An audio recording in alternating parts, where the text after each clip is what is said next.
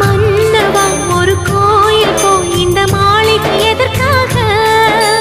தேவியே என் ஜீவனே இந்த ஆலயம் உனக்காக. வானில் ஒரு புயல் மழை வந்தால் அழகே என்னை எங்கனம் காப்பாய். கண்ணே உன்னை என் கண்ணில் வைத்து இமைகள் எனும் கதவுகள் அடைப்பேன். நான் சத்தியம் செய்யவா? தொடு தொடுவெனவே வானவில் என்னை தூரத்தில் அழைக்கின்ற நேரம்.